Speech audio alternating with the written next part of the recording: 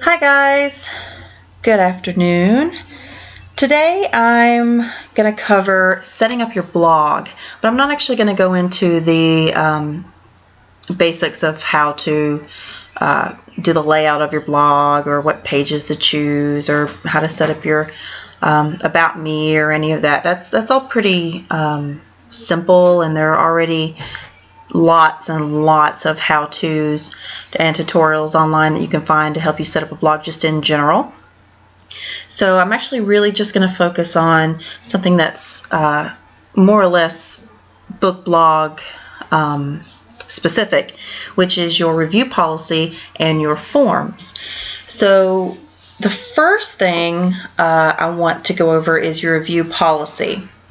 Now on my blog, that's actually the third page over. Well, if you consider the home button to be a page, I guess it would be the second then.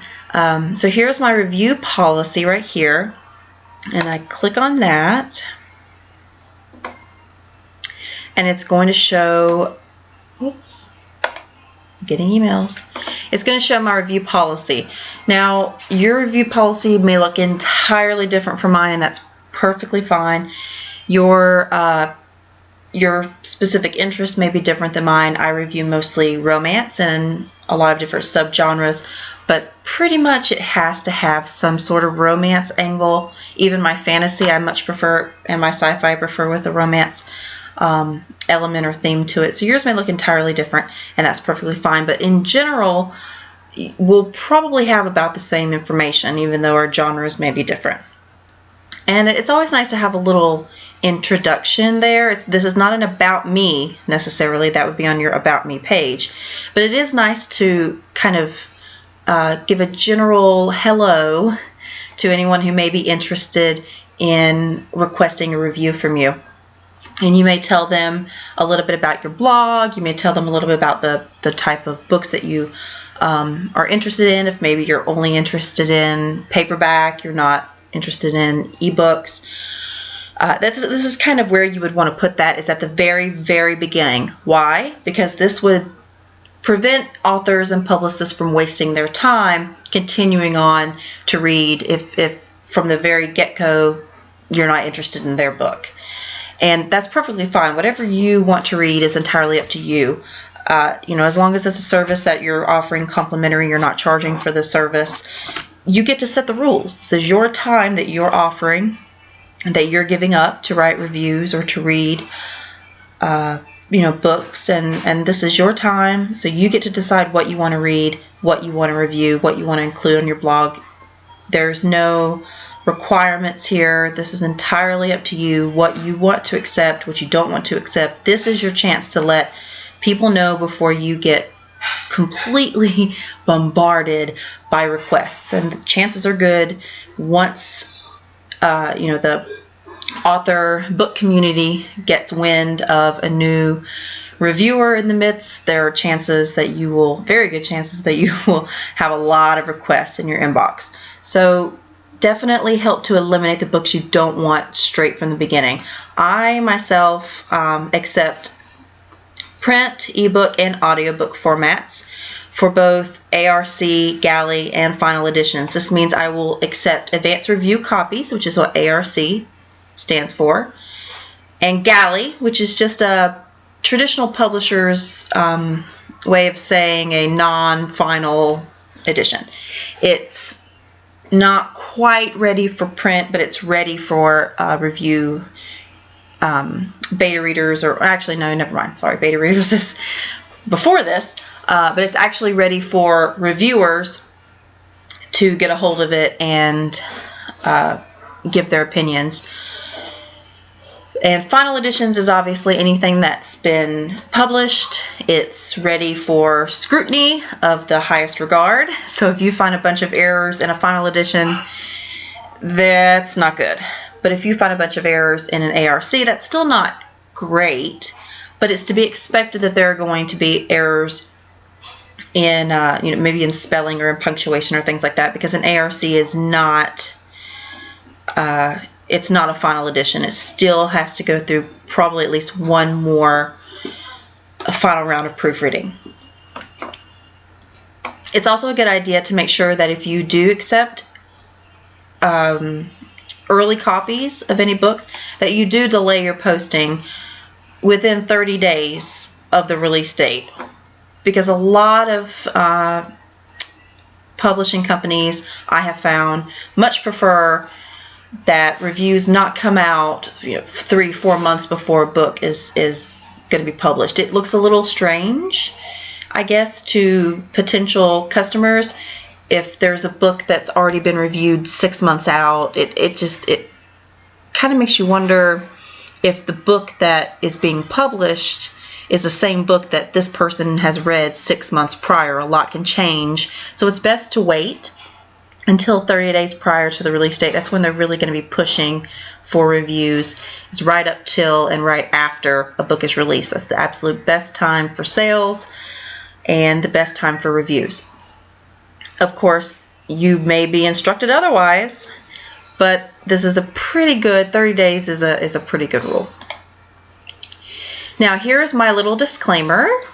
I have two right beside each other. It says that I will only read and review books that I'm genuinely interested in reading. And I will only respond to requests if I intend to review your book. Obviously, all reviews are my honest opinion of the reading material. But I don't like to accept books that I don't think I'm going to enjoy. Why would you want to accept a book simply because it fits in your genre? If the blurb doesn't sound good, if the author comes off as maybe a little rude to you, and that definitely is possible, I wouldn't want to work with someone that I wouldn't want to sit down and have a meal with. I'm pretty picky, I guess, about the way people approach me. So if someone doesn't follow the rules here, or is, snippy with me, or is rude with me, or maybe calls me by the wrong name, not necessarily going to say if that's happened, or maybe it has. That's kind of rude, and this is, again, your time, how you want to spend it. So definitely, if you have a bad feeling about a book, don't agree to it, because you don't want to have to post a negative review or have to dump an author because they're being pushy or obnoxious. Also, my typical response time for reviews that I accept is about 1 to 2 weeks. So in other words, if you put in your request on my blog, you don't hear anything for a couple of weeks, chances are good I probably didn't accept it.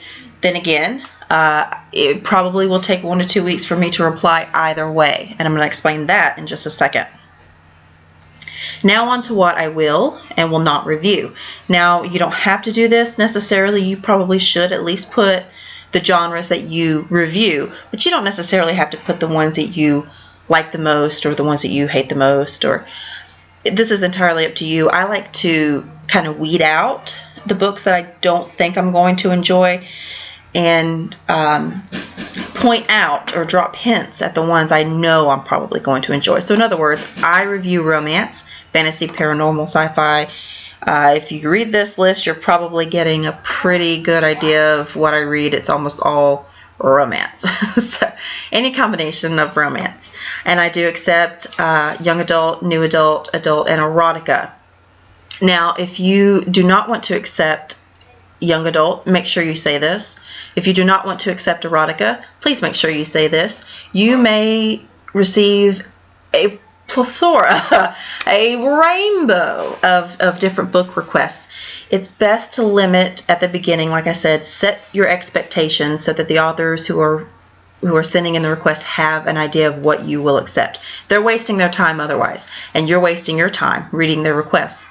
So definitely point out what you will and will not accept. I do accept erotica. I'm not a fan of strict however, but I will accept menage. So, be sure to point out what you like and what you don't like. And if somebody comes on to your blog and they find out, well, they have mostly strict books, then they're going to know that you're not their audience. And they don't want someone who isn't their audience to review their book, because chances are you're not going to like it. And if you don't like it, guess what? You're probably going to leave a bad review, or at least a critical review.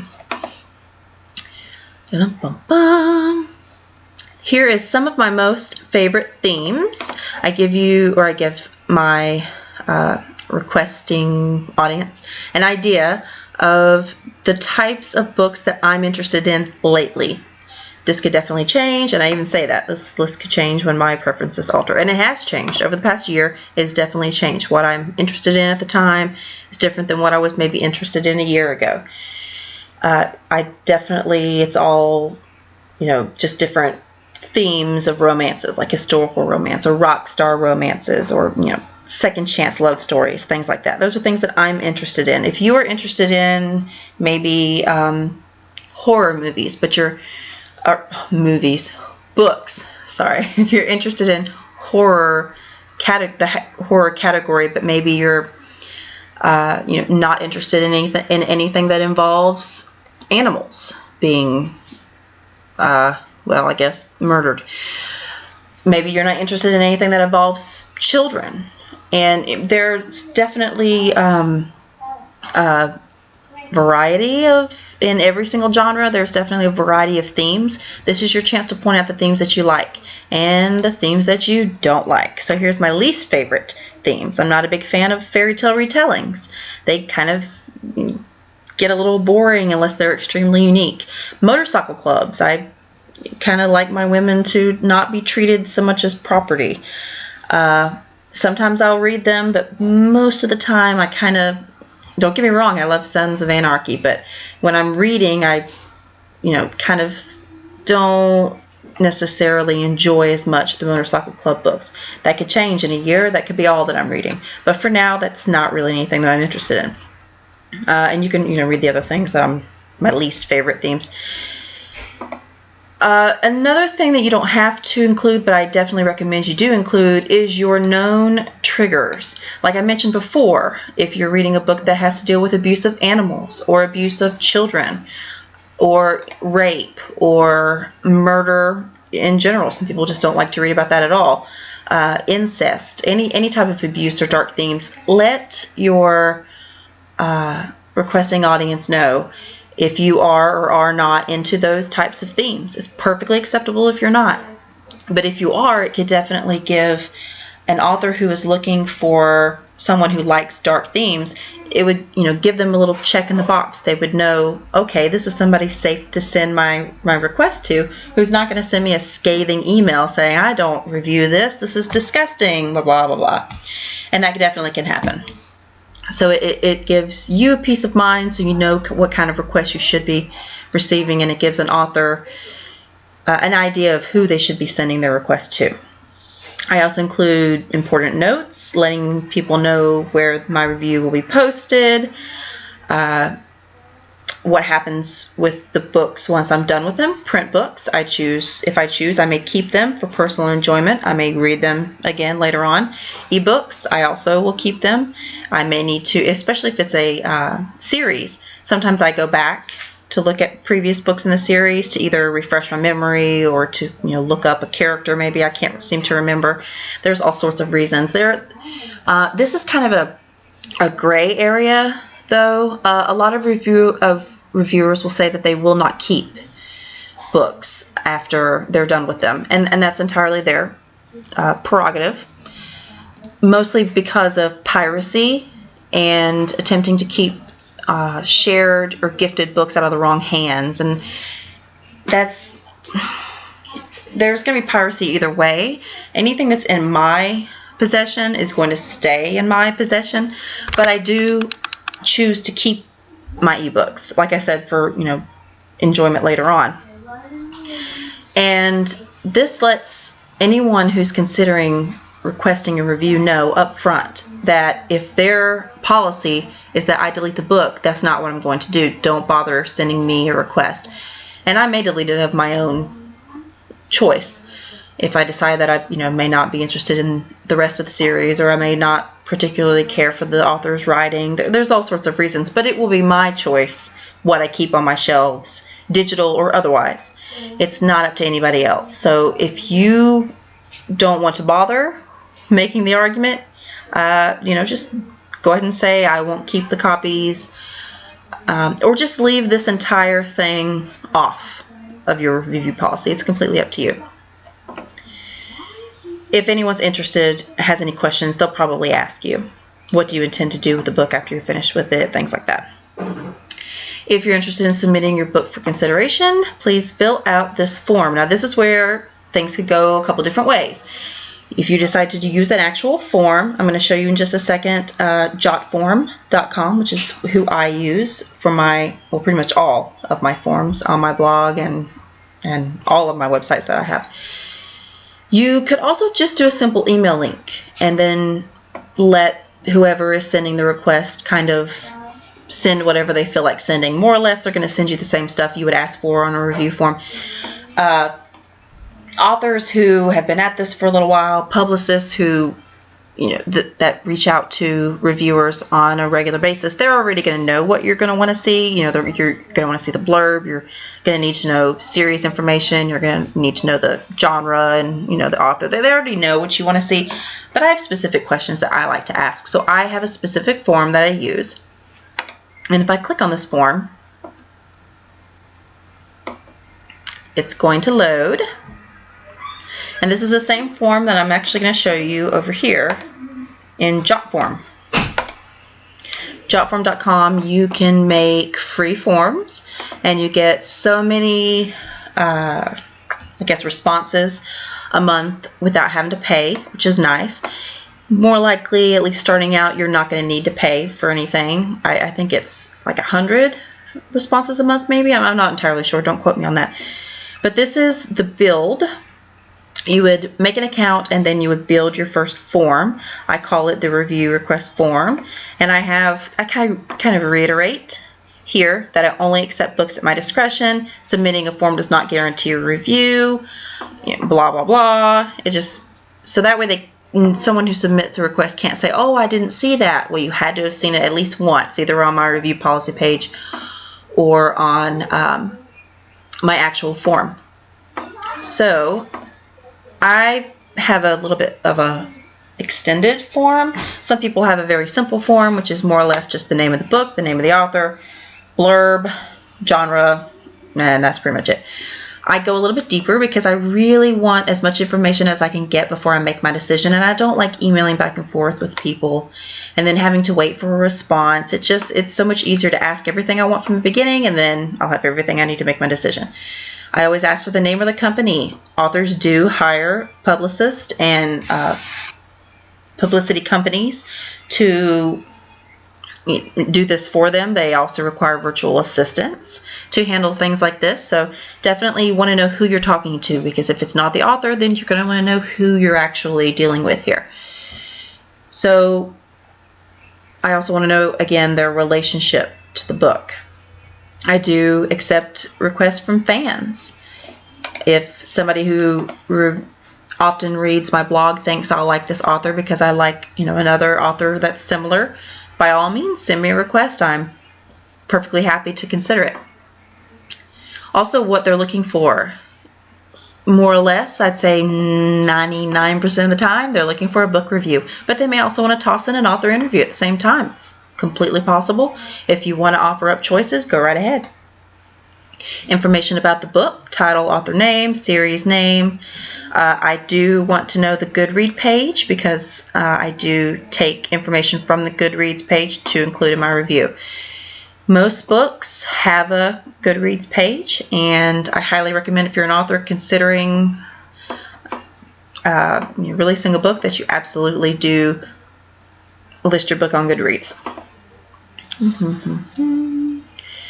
I want to know if the publisher name or if it's self-published, because I do accept self-published and indie books. Some reviewers will not.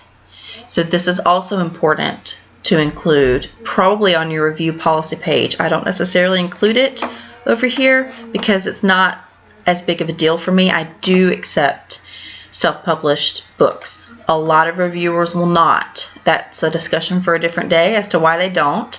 Maybe they did at the beginning and then decided not to any longer, and that's entirely up to them. Again, this is your time, your prerogative.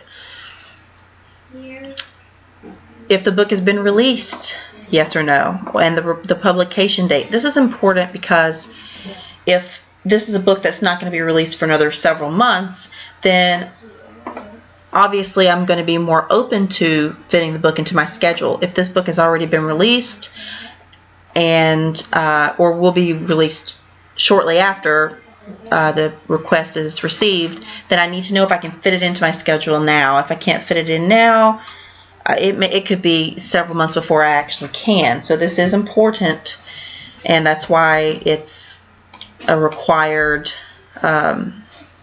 question, has to be answered.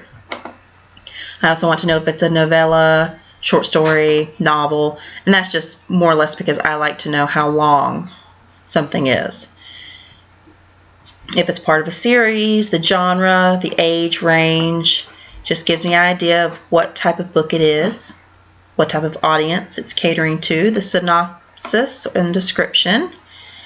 And then I have a couple little optional things that I do. You absolutely don't have to, but I do offer an error report. This is the editor proofreader side of me. If I find a bunch of errors, I expect to find errors in ARC galley copies, but if it's a final edition, I shouldn't find 10 plus errors. So it's my way of doing authors a little bit of a favor by making a note of the errors that I find and sending them a report with all of the errors. Now, this is entirely optional, and I've had several authors decline, and that's perfectly fine, but I've had probably twice as many accept it, because even a book that's traditionally published, that's edited like crazy, I mean, I can pick up a Nora Roberts book, which, you know, I'm assuming goes through several rounds of editing, because she's, you know, one of the top authors in the romance category, yet every single book I find at least 1 or 2 errors. So no one's perfect. It's just a little complimentary thing that I offer. You absolutely don't have to do it, because it can be daunting to stop to take the time to write down errors. It could take you out of the story, and it's not for everyone. I also require the book to be submitted. Well, I shouldn't say I require. I usually recommend the book to be submitted to me. I do this for 2 reasons. One, I'll already have it. When it's time to read it, I won't have to reach out to the author and then wait to hear back and then wait to receive the copy and blah, blah, blah. It just adds more time to my already busy schedule. Another reason is there are times when I am unsure about a book, whether I want to read it, whether I understand the description, maybe I've read something by this author before, but I'm not entirely sure if this is going to be as good. Maybe that there's all sorts of reasons, and I have actually had to do this before, where I will open up the file, take a peek inside, and make the decision. There's nothing wrong with that. If you walk into a library, you can open up a book and skim the first few pages and decide, is this for me? Even on Amazon, they have a look inside feature where you can open up the first 10% of the book and skim through that and decide, okay, this sounds like it might be a good read, or no, this is starting off bad. I'm not entirely sure this is a book for me. And there's nothing wrong with this. Just the same as there's nothing wrong with going onto the author's website and looking at excerpts. See if you can find, chapter 1, maybe, and read it and see if maybe this book is for you or maybe it's not. You definitely don't want to accept a book that you're not really sure about, because it can go either way. It's a 50-50% chance that you're going to like the book or you're going to hate the book, and then once you hate the book, then you're going to go through all those guilt feelings. You have to review it, but you hate it. Nobody likes to leave a bad review if they don't have to. So that's why I highly recommend that anyone sending me a request upload a file. Entirely up to you. Most, I would say probably 75% of review blogs do not require this. So completely ignore it if it's not something you're interested in. And then my submit button is down here at the bottom.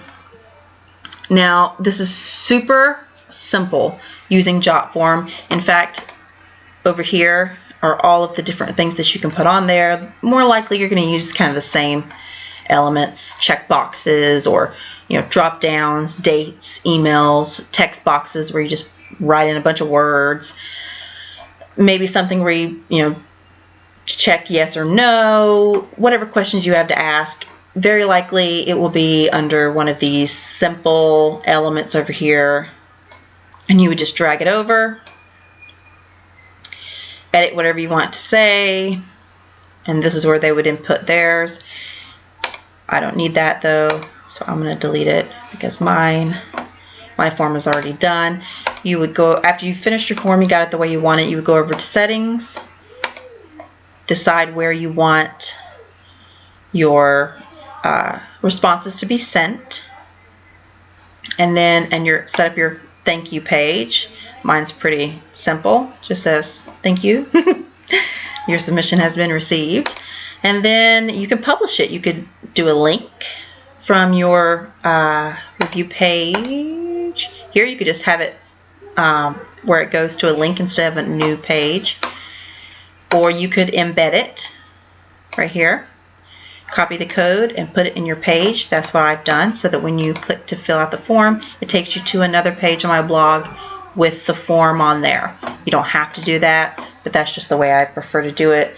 I like my blog's background and everything, so I try to keep every page of my blog, I like to keep it all kind of the same theme, so it all looks the same.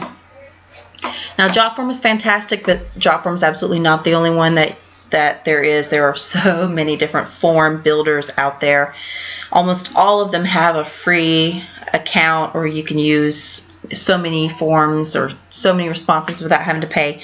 So it's definitely, if you want to have a lot of information submitted, it's much easier, I think, to use the form than just a straight up email. Here are a couple tips, however, for anyone who's considering or is already using a book blog to review books. Don't feel that you have to accept all requests. Absolutely not. If you overwhelm yourself, you're probably going to you're just going to feel terrible, and you're going to just cold turkey stop reviewing and abandon your blog. I've seen it happen so many times, both as an author submitting my books to other blogs and as a book reviewer. Fellow reviewers just stop reviewing. Things get too hectic in their personal lives. They can no longer keep up with their book blogging obligations, and they just quit. You don't want to do that. You don't want to overwhelm yourself. That's another reason why I said it's a good idea to keep this calendar. In the first video that I mentioned, so super important to keep a calendar and know what you have, what's due, how much time you have before something is due, so you can pace yourself. If you're a quick reader and you want to book up every single day of the week, that's fine, but you might want to leave yourself at least 1 or 2 days on the weekend to get some sleep. Or if you're a slow reader, it takes you an entire week usually to get through a book, that's perfectly fine. Just make sure you don't accept more than 1 book a week. Also, don't feel that you have to reply back to all requests. If you'll notice on my policy, it says that I will only respond to requests that I intend to read or review. Why? Because I get a lot of requests and I have a life. I own a business and I have a family with children, so I don't have time to reply back to every single request. And even if I did, I wouldn't.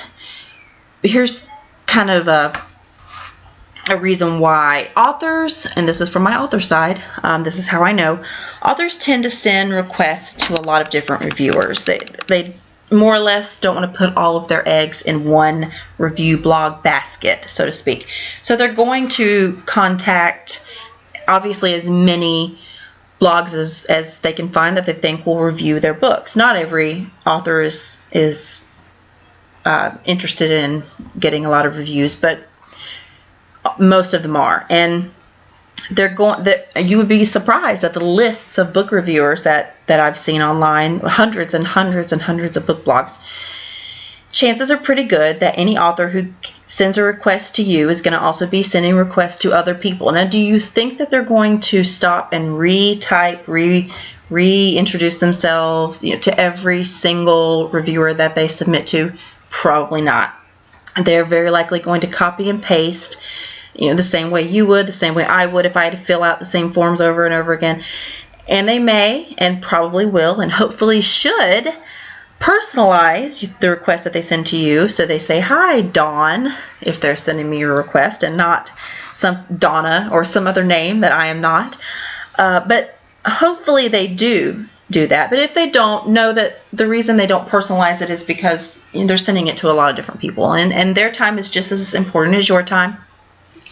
So since they're kind of cold calling a lot of different people, or it may not even be them, it may be their agent, it may be their publicist, it may be, who knows, their virtual assistant, don't feel obligated to personally reply to every single one. Yes, it would be nice if we all could do that, but it takes a lot of time to stop and send personalized messages to everyone. And if you don't, this is especially difficult if you do not plan to accept the review or the book for review. It's really hard to say no, and you don't want to let anybody down. You don't want to hurt anyone's feelings. I would say probably the majority of people who ever watch this video is probably going to agree it's hard to say no sometimes. Even for me, and I'm pretty good at saying no in my personal life and in my business and in my book reviewing. So even for me, there are times if it's an author that I actually have read before, maybe I have read a few other books and they send me one that I'm not interested in, it is hard to say no. So kind of don't put pressure on yourself to do this. It's a courtesy that's not necessarily common in the book blogging community. Most book reviewers check out some other book blogs and their review policy and see what they say. In my opinion, the majority of them don't contact unless they're going to accept. So don't feel like you have to. Also, don't accept right away. If you read a request and it sounds like a good book, hop on over to Goodreads. Take a peek at it. See if the reviews are there, or if any reviews are there. That, kind of... Now be careful about reading reviews, though, I will say. Avoid spoilers. It's hard sometimes to avoid spoilers, but I do always look at the book first on Goodreads to see if there are any reviews of it. Maybe there's just a few. Maybe there are hundreds of reviews. But either way, it gives you kind of an idea of whether this review is widely accepted or widely disliked. I usually let my books sit in my inbox for at least a week, I would say. At least a week. And that's more or less because I want to give myself time to change my own mind. If it's a book that I don't like right away, if I come back to it 3 days later, I might decide, you know what, that sounds better than I thought it did at the beginning. If a book sounds really good, first time I read over it, I come back to it in 3 days, I might decide, you know what, it's not quite as interesting as I thought it was. So, give yourself time to stew on the request and decide if it sounds as good a few days later as it did when you first read it. And that's pretty much it for review policies and forms. There's so many different ways you can do this. I've seen many different types of forms. Before I created my own form, I took a peek at some of the other book blogs that I frequent to see what kind of review policy they had, what ideas could I take from them, what kind of form did they use, what did they require on their form. There are just all sorts of combinations of questions that you can ask and things that you could require, but it's all just for you to get an idea of the book that you want to review. And if an author comes across your blog and decides, well, I don't want to answer that question, that's perfectly fine. Then you're probably not their audience anyway. There are plenty more book blogs in the sea. So again, definitely have a review policy from the moment you start your book blog. Even before you start accepting reviews, have a policy. Let people know what you will accept, what you will not accept. Don't waste your time. Don't waste their time. Have a way for them to contact you. I don't necessarily recommend putting a whole lot of contact information on your About Me page. I would kind of hide, if anything, your email. I wouldn't just plaster your email across the top of the page. If you intend for your request to come in through a form, because chances are pretty good that it's not just authors, anyone who's on the internet, they don't read things the way they should. They skim over things, and they may miss the fact that you want a form to be used and not just receiving a bunch of emails. If I receive a message on Goodreads asking me to review a book, I direct them straight here to this page, because I don't accept solicitations on Goodreads. I don't accept solicitations on Twitter. Usually I direct them all here, because I want to weed out the books I don't want to read. I want to make sure that I'm only reading and reviewing. I'm only spending my time reading and reviewing books that I think I'm going to enjoy, because I'm doing this out of the kindness of my heart. No one's paying me. So I get to pick what I read in my spare time. And so do you. So be sure to lay out what you want, what kind of books that you're expecting to receive and you would like to review. Make sure you have some way for them to contact you. Don't feel that you have to accept or reply to all requests, and do not accept right away. Give yourself a little bit of time to think about it. The next video I'm actually going to do will give you some options of where to find books to review, because yes, your review requests on your blog is not the only place that you can find books for free to review. And it could take some time to start receiving requests through your blog. So until then, I'm going to give you some options of some places to find some awesome books, and that'll be up in the next video. So thanks, guys. Have a great day.